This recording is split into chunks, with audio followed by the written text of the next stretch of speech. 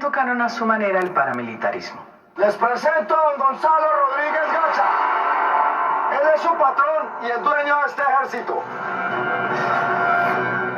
Bajo las órdenes de alias Don Mario, a mi oportunidad de volverme el comandante para esos ejércitos. ¿Es ahora o nunca va a acabar? El paramilitarismo, a diferencia del narcotráfico de la guerrilla, tiene un agregado muy grave. Y es que es el Estado mismo cometiendo delitos. Por esa razón no podemos poner a los paramilitares y a los guerrilleros y a los narcotraficantes en la misma línea. Estamos convencidos que jamás en Colombia pueden volverse a repetir hechos en los que algunos agentes del Estado entraron de alguna manera a participar en los casos en que ha sido demostrado, colaborando con esas acciones de estos grupos paramilitares, y esas acciones que avergonzaron a esos miembros, bien sea de la fuerza pública o de la política. Estamos convencidos de que jamás en Colombia eso se debe repetir.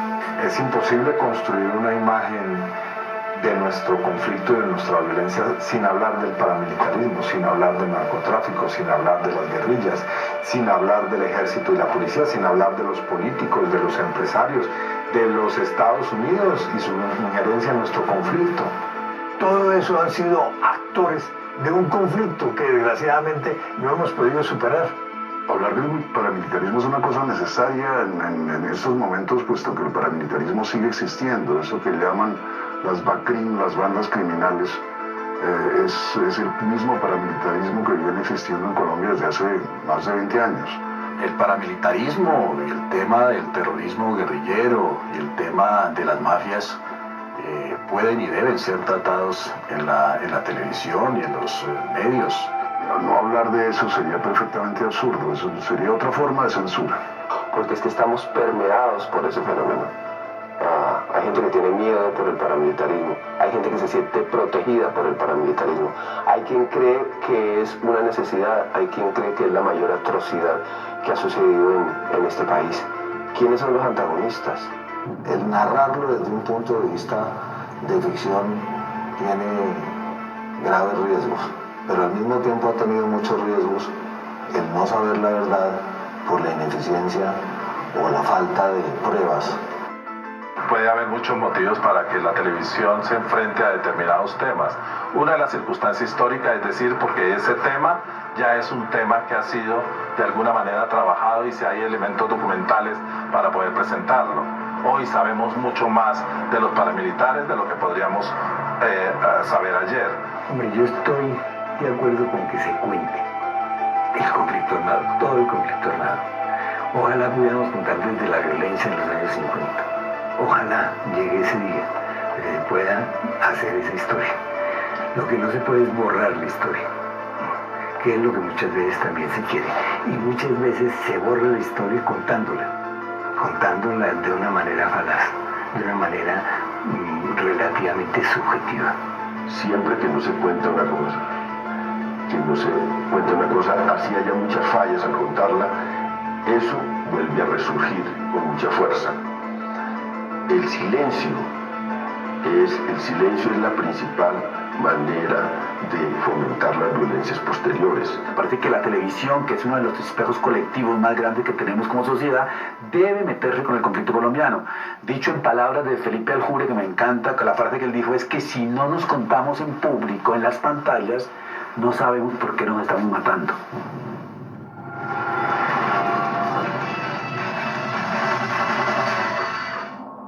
Las víctimas de la violencia, del paramilitarismo y del narcotráfico, por supuesto, también provienen de las Fuerzas Armadas. Han caído en nuestro país 11.603 militares y policías. Y el coronel Ramírez es una de sus víctimas más emblemáticas. Esta periodista, que es una colega de la revista en que yo trabajo, realmente quiere hacer un perfil sobre los narcotraficantes. Ella dice que esta es una nueva clase de delincuentes que están ahora en el país. y justamente quiere que usted le diga cómo son. Ah, no, eso es otra cosa, totalmente diferente. Porque es que a esos tipos hay que detenerlos ya. Porque de lo contrario, esos tipos van a ser los delincuentes más poderosos que haya conocido la humanidad. Fue un placer y fue un honor poder interpretar este tipo de personajes, sobre todo por la gran responsabilidad que traía.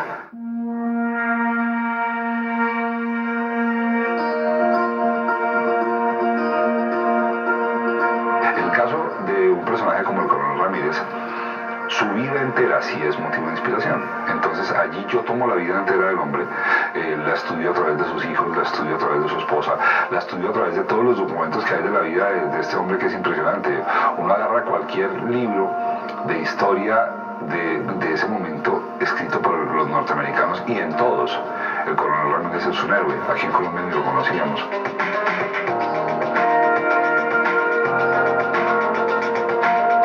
Este hombre, casi quien por su cuenta, organiza el operativo con la DEA para descubrir el laboratorio de cocaína más grande que haya conocido la humanidad, que es Tranquilandia. Cuando este hombre está a punto de capturar Tranquilandia, a este hombre le llega una oferta de soborno de 400 millones de pesos en 1985, si mal no recuerdo la fecha. Plata o plomo. Si quien no aceptaba el dinero, quien no aceptaba la plata, tendría que recibir o conformarse con recibir el plomo que iba a disparar las armas de Pablo Escobar. Entonces yo creo que eso indicaría que ciertamente Jaime Ramírez estaba cumpliendo una buena labor.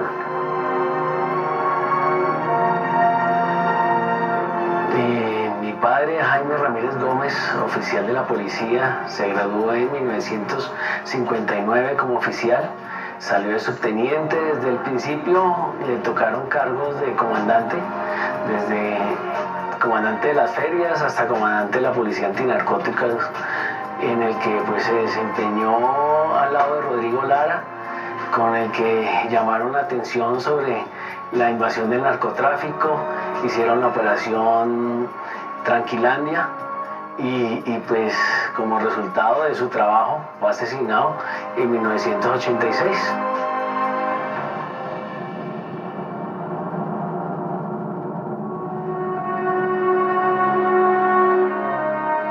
Yo tengo de él un buen concepto. Lo conocí a nivel del ministerio y en ejercicio de las funciones que a él le competían dentro del ministerio. La familia del Coronel Jaime Ramírez, yo creo que ellos encontraron en la serie una voz de consuelo a un silencio que este país mantuvo durante muchos años acerca del sacrificio que este padre y esposo hizo por Colombia. Este hombre, después de morir, durante 7 años le tuvieron embolatada la pensión y el ascenso a general. Y esta señora, doña Elena, tuvo que tramitar de escritorio en escritorio la pensión de su esposo, que no se la querían dar porque decían que a él no lo habían matado durante el servicio, sino que era en fin de semana y que por esa razón él no se merecía el ascenso a general. Y logra finalmente pues conseguir la pensión de su esposo, pero jamás el país le había dado un agradecimiento a un hombre que tuvo la capacidad de hacer lo que muchos colombianos no han hecho. Esto no estaría sucediendo, y a ellos no les estaría sucediendo esto si el país no estuviera hablando del tema.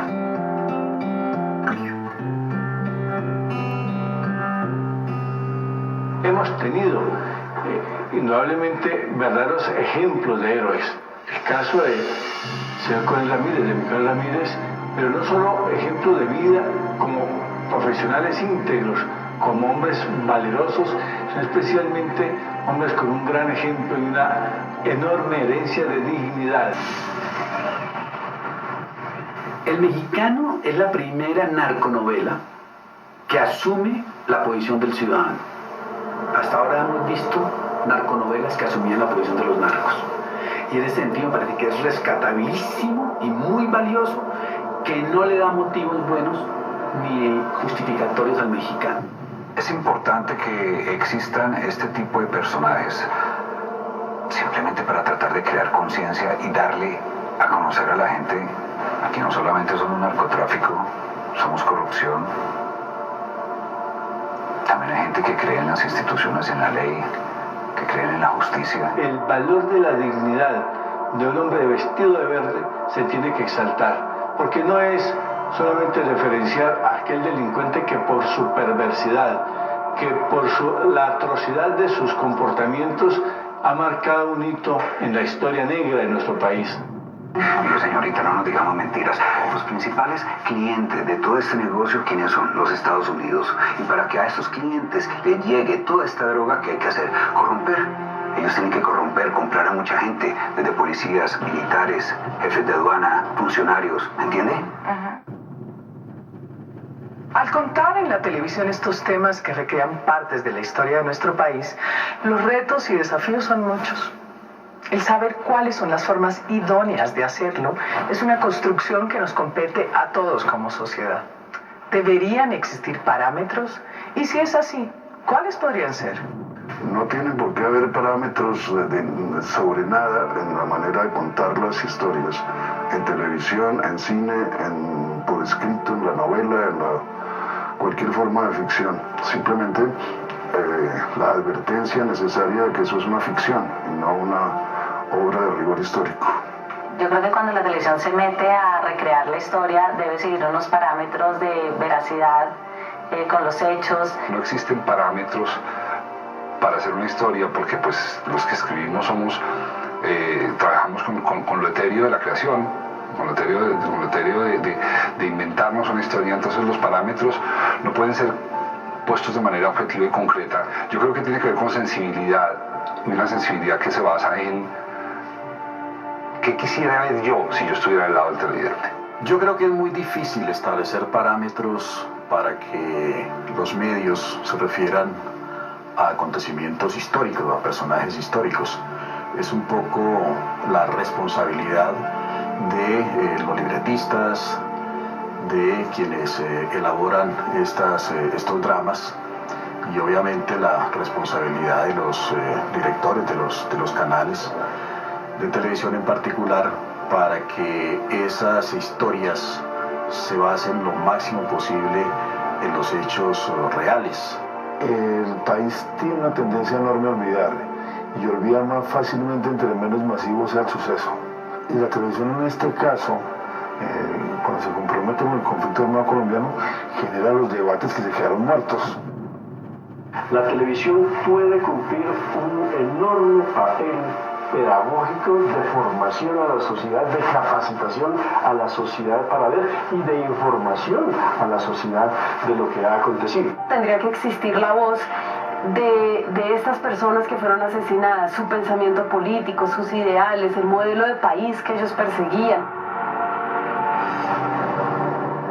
Creo que sería bueno también considerar como las distintas miradas que las víctimas tenemos sobre ello, que no es unánime.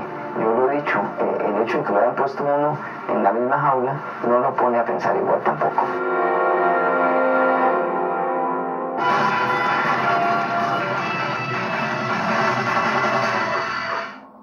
Los políticos también han puesto su cuota de sangre. Políticos de todos los partidos, de izquierda, de derecha, de centro, en fin. Pero uno de los casos más impactantes fue el exterminio total de un grupo político. En Tres Caínes se abordó el tema de este movimiento, la Unión Patriótica, la UP. Vamos a acabar con los precandidatos presidenciales de la izquierda de este país. Yo estoy de acuerdo.